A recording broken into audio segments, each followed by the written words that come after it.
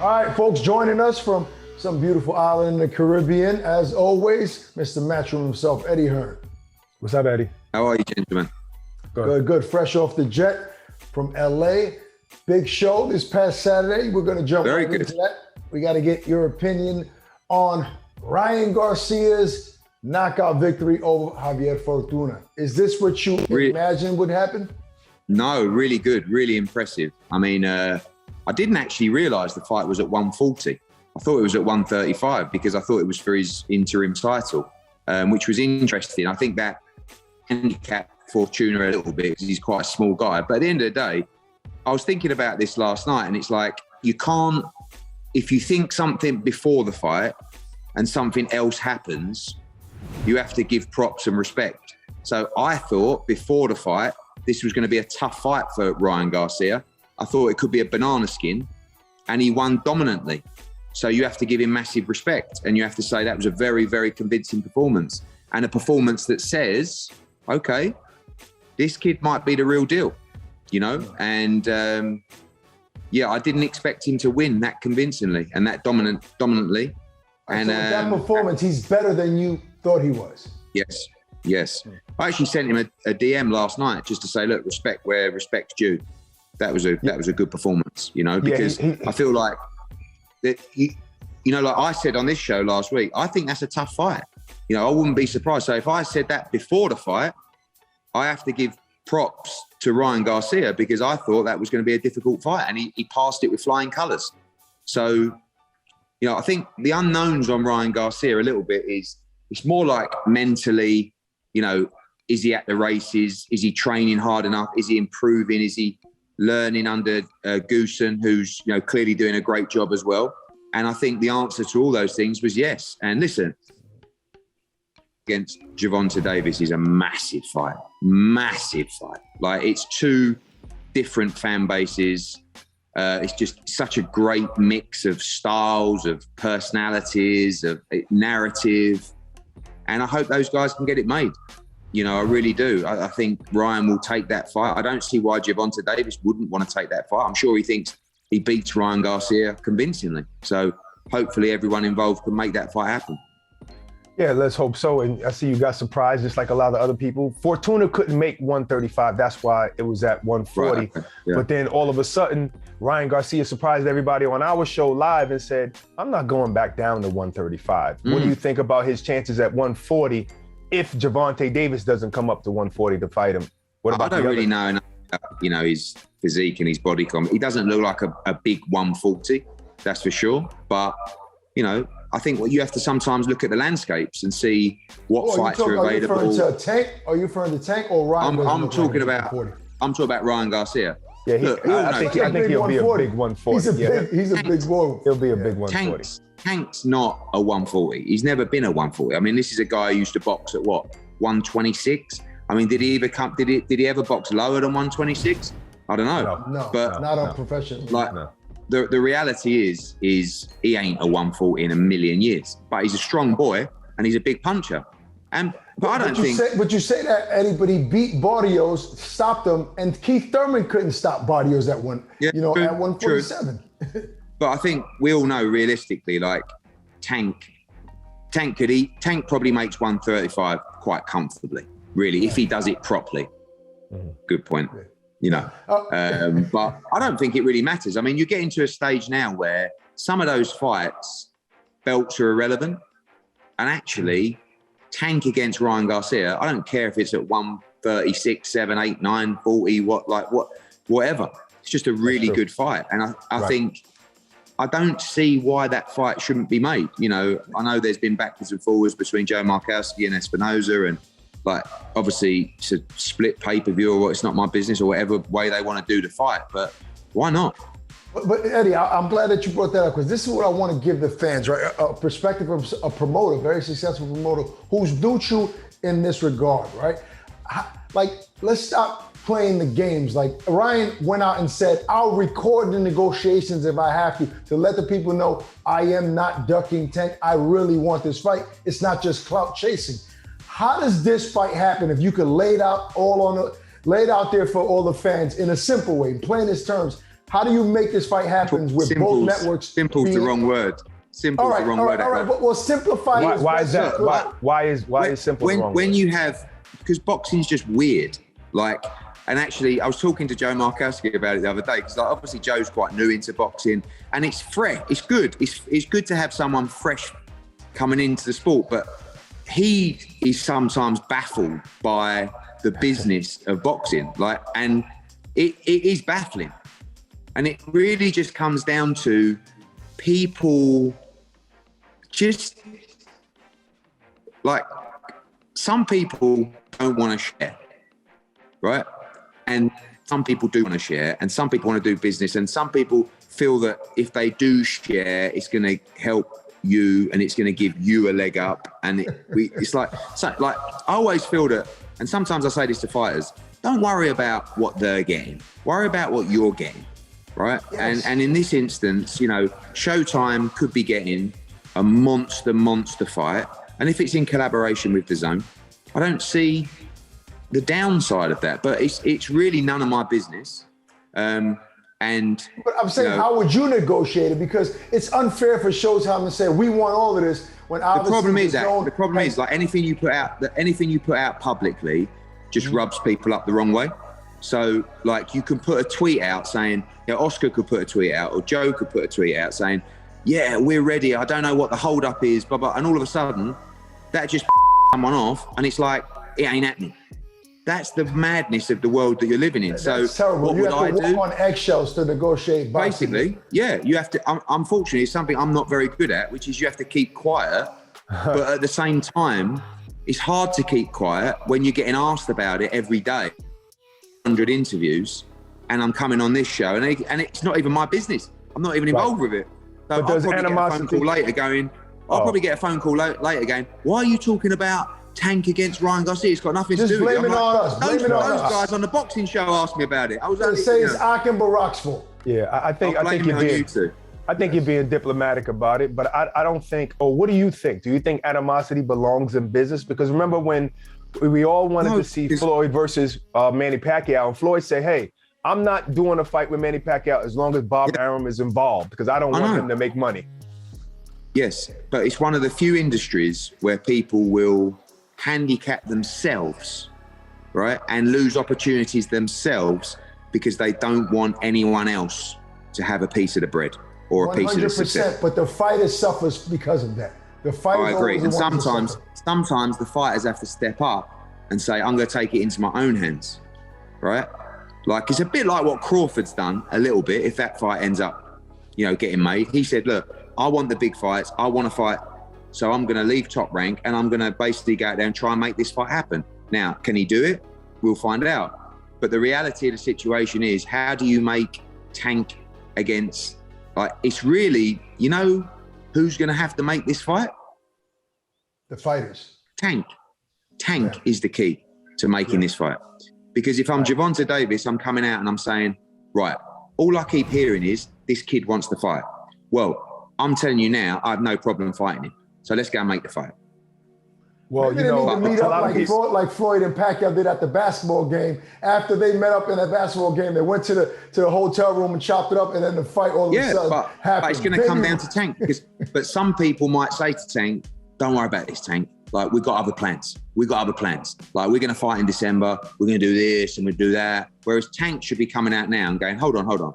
How much money is in this fight for me? And I'll tell you the answer. An absolute fortune, right? Yeah. So he should be going out now. In my opinion, he's the boss, right? People work for him. So whether it's Mayweather Promotions, whether it's TGB, I don't know who it is, they work for Gervonta Davis, right? As far as I'm concerned, the fighters need to come out and say, that is the fight. If he really wants it, he needs to come out. The only fight I'm interested in is Ryan Garcia. Now go away, you lot, do your jobs and tell me how much money am I going to make for that fight and when can it happen? You know, because networks should not be dominating the career and the decision-making process of a fighter, in my opinion. Amen. Especially a fighter as valuable as Gervonta Davis. Those guys should be in the DMs to each other, yeah, going, listen, I'm in. this fight's massive. Let's make it happen. Yeah, kind of like Terrence is doing with Spence. You know, but I think you're one of the few, if only, promoter that's saying, you know, the fighter is the boss. Because when you listen to some fighters, when they talk about their promoter, they're like, you know, I'll fight whoever. I speak to the big boss, and they're talking about the promoter. Barack, even guys who are in 4-round fights, they are my boss. I work for them, right? They're the talent. I'm the guy who helps their career. They don't work for me. That's an old school mentality that died years ago in the sport. Who do you think has the upper hand in that fight? Some people like Bernard Hopkins saying that Ryan wasn't ready, but that was kind of 2 fights ago. He just fought a small left-handed fighter. I feel like Gervonta Davis is a big favourite in that fight just because I rate him so highly. And I haven't seen enough of Ryan Garcia at elite level, but you have to give him, you know, he now has wins over Luke Campbell and Javier Fortuna. Right? They're the knockout victories. Yeah, they're the 2 standout wins on his resume. And the fact that he did it by stoppage of both, something that Vasily Lomachenko couldn't do, something that Jojo Diaz couldn't do. So I have to, you know, I think it's a competitive fight. I just really rate Gervonta Davis. I think he's very dangerous. I think he hits very hard. And I think he wins the fight by knockout. You know, Luke Campbell is not a big puncher. And he really, I know Ryan got up and all credit to him, but Gervonta Davis is another level of puncher. But it's a great fight. I just want to, dangerous fight for either guy. Yeah. And let's shift gears real quick. I mean, maybe we'll get Steven Espinoza and Oscar De La Hoya on the phone because Floyd Mayweather, on an interview and have them hash it out, Barack, on this show because we know that Floyd's not going to get on, so we'll use him. All right, let's talk about Tyson Fury, who said some things recently that he's not coming out of retirement. I'm not sure if you heard. He called himself Achilles and that he's going to make the people beg for him to come back to fight Usyk after AJ loses to Usyk. But if AJ beats Usyk, then he should fight Fury for free in London, no pay-per-view. Yeah. Your thoughts on that? Oh, I think, no, I can definitely see Tyson Fury fighting. I mean, he's a genius, Tyson Fury, because no one ever really questions what he says. So, like, on one hand, he's just said that you've got to pay him $500 million to come out of retirement. And in the next sentence, he says he'll fight AJ for free on non-pay-per-view with all the attendance coming. I mean, it's absolutely brilliant. So the only way that Tyson Fury is going to fight again is for a bucket load of money. And Tyson Fury will go to Timbuktu or Mars for a bucket load of money, right? So it doesn't really matter what he says about, you know, free tickets and stuff like that. That's all great things that the man who doesn't quite have the mind to be able to say, what is this guy talking about? Goes, that is amazing. That is amazing. Tyson Fury wants to fight for free. What a guy. What a guy. Now, anyone with a brain cell will know that Tyson Fury will only fight again if he gets a shed load of money. The Usyk fight will not generate the kind of money that the AJ fight would. And I would never, ever let one of my fighters, I mean, look, I can't even believe we're having this conversation, but I would never, ever let one of my fighters go in and fight for free or for fun. This is the biggest fight. And listen, AJ's got to take care of business. It's a very tough task.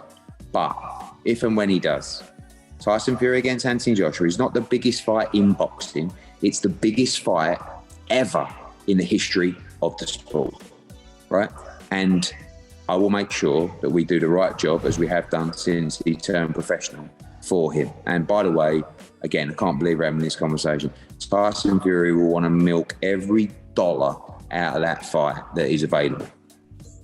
Yeah, I think Tyson Fury fighting those fights with Deontay Wilder made him a pretty big American star. So I can't really argue how big this fight would be. I just don't know if it would happen. I mean, the money is there. The money is there to fight Joshua. But do you think the money would be there if Usyk would win? It's not as big. Yeah. You know, it's nowhere near as big, but it's still the undisputed fight.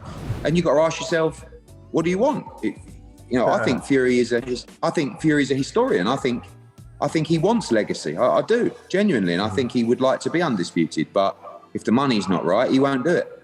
Yeah. All right, your favorite co-promoter, Jake Paul, has a real fight in his hands, a real professional, what people have been complaining about, Eddie. Hasim Rahman Jr., should Jake Paul knock him out, beat him? Will you be shocked? Will you think it's a fluke? What would be the outcome if you? I think firstly you have to give props to Jake Paul, because at this stage in his career, again, and I don't mean this, offensively, with the ability that he has, this is a good, tough fight. Right. But you probably know more about me than Hasim Rahman Jr. He got knocked out in his last fight by Tommy Morrison's son. But Tommy Morrison's son is 20-0 or 22-0. He's not going to win world heavyweight titles. And that was his only loss. Yeah, and I think this is a really, I think it could be a really smart move by Jake Paul, or it could be a horrendous move. But either way, you have to give Jake Paul and Nikisa credit for a couple of things. They spun off a potential disaster with Tommy Fury. It was a complete mess. It was a circus for a while. They got themselves together. They got a new opponent who is credible. It's a proper fight. It's a real fight. So good luck to him. And if he wins, I mean, we can't then turn around and go, oh, he's going to be a world champion.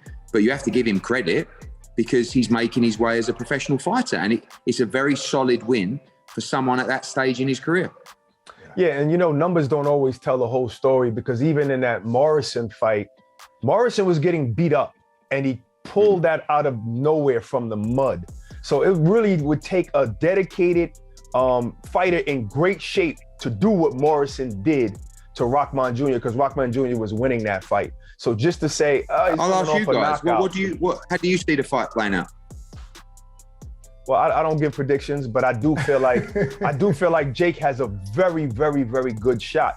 One, the fight is at 200 pounds, and two, Jake is diligent. He's very, very diligent. It's been said by Rahman Sr. that Rahman Jr. is not living up to his full potential because he doesn't discipline himself fully like he should.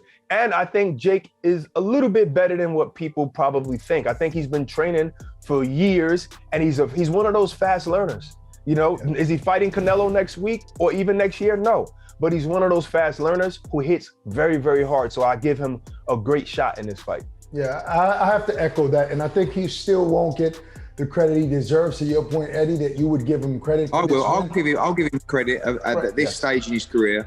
It'll be a very good win. Because of the hate that he gets, he won't get the credit, even if he were to beat Rahman Jr. Yeah, because no one's ever heard of Rahman Jr. That's why he won't get credit. So it would go from people like Stephen A. Smith saying, when is he going to fight a real boxer? Till now fighting a guy 12-1 who has amateur pedigree, who's the son of a former world champion. They'll say, oh, we never heard of him. So I think he's in a position where it's a lose-lose for him, but he needs to continue to make money and so on and so forth. All right, look, moving on to Bivol and Canelo. That fight, we know that's on horizons. That's on Canelo's mind. That's what he wants if he gets past Gennady Golovkin. But there are other guys in the mix for Bivol, like Buatsi and like Zurdo Ramirez. I mean, are those fights going to happen first? Will they have to happen first before Canelo gets a shot? And which one more than likely? Yeah, Zurdo has been called as a mandatory, but we already put in an exception for Bivol to fight Joshua Buatsi, so that'll be reviewed by the WBA either way. He's going to have to fight one or both of those guys before Canelo Alvarez. And they're both very dangerous fights. Buatsi is a great talent. Gilberto Ramirez, a great talent as well, former world champion. Canelo has made it very clear he wants to fight Gennady Golovkin, and then he wants to rematch Dimitri Bivol in May. So we're a little bit up against time. I would think October, early November is realistic for Dimitri Bivol's next fight. We're talking to World of Boxing. Obviously, he's under contract to us, so we'll be planning out his next fight, whether that's Bivol or whether that's whether that's Buatsi or whether that's Ramirez. It will be one of those guys next. Okay. All right, but listen, last but not least, before we get there, Barack, I want to round things off, and I want to ask Eddie his opinion on one thing. I'm the money man. I don't have any money. I like talking about money, right? Ryan Garcia and Tank Davis, it's a huge fight. Everybody says it's one of the biggest fights in boxing, besides like an AJ Fury and a Spence Crawford. It is huge because these guys are stars, right? So as a promoter, what is that fight worth? What is the pot there for that fight? Just throw a number out there, a ballpark figure. What would you say it's worth? What should those guys make? Well, look, I think that fight does anywhere between 600 and 800,000 pay-per-view buys. Right? People talk about 1 million buys. I don't say that's impossible, but I don't feel like yet those guys are quite there. But you know, if you're talking about 1 million buys, you know, even if you're running a pay-per-view price of, I don't know, $70, you know, you're talking about $70 million of revenue. Then you've got the gate, I don't know, anywhere between $7 and $10 million. You've got international TV, you've got sponsorship. It's a big fight, big fight. And as a fighter, when you get to that stage, you just say to the person who works for you, the promoter, show me all the money on the table. You can take your percentage, and I want, you know, this is why Gervonta and Ryan Garcia should get together and say, right, let's look at all the money in this fight. You work for me, Golden Boy, you work for me. You take your 20% or whatever it's going to be, and we want all the money. This isn't a fight where you get a purse. This is a fight where you own the revenue. Ooh. I should be a manager, really, rather than a promoter. That makes a lot of sense. I think that Ryan Garcia, he's a huge star, but he also brings to the sport millennials. But millennials are used to what? Everything free. Snapchat, TikTok, IG, everything is free. So it's going to be hard to gauge whether we'll see. Right, exactly. You know, but last but not least, you know, something that you started the YouTubers fighting, you know, on major networks. And now we got KSI versus Alex Wasabi. DAZN has coined it, the DAZN X series. What do you think about this fight coming up? Yeah, I think KSI is one. He's a guy. He's very bright. He's very intelligent. He's taken some time off boxing, and now he's back. You know, and he's owning it. Like he said, you know, he's promoting it himself. It's his business. We had a great time working with him in Logan Paul. It was a one-off for us, but we also saw we saw the benefit to the broadcasters, and we see it again for this. It's going to pump in several 100,000 subscribers in the UK, which is fantastic for the platform and the business. It's a different kind of audience, which we've seen, you know, and it'll be a new subscriber inflow in that respect, because, you know, we're a boxing platform and this is something a little bit different. So I don't mind these things sprinkled in. And KSI is a huge name, as I said, very bright and knows what he's doing, and wish him all the best. You know, there was a time where KSI would hurl insults at everybody, especially Jake Paul, but Jake Paul wasn't boxing at the time. Do you think he would be brave enough to hail insults at Jake Paul now and say, hey, let's fight? Yeah, I think they go back and forwards. I mean, I think Jake is in a different category now. You know, I think I don't even class Jake as a YouTube boxer anymore, really. I class him as a real boxer, and especially through taking this fight. So KSI is not even on his level anymore in boxing. Probably not, and that's the reality because of the training. You know, KSI's taken a couple of years out, he's come back, but Jake Paul's training like a proper fighter. Yes. And that would be a very dangerous fight for KSI, but it'd be a huge fight. But I think this is probably the level that KSI is comfortable with, and I'm sure it'll be a great fight, but Jake Paul is doing things differently now. Yep, I agree. All right, listen, Barack, we're gonna have to wait for an exclusive. It looks like Eddie can't let it out yet, so we'll wait until you come back and give us an exclusive. Eddie, as always, thank you. Appreciate the time.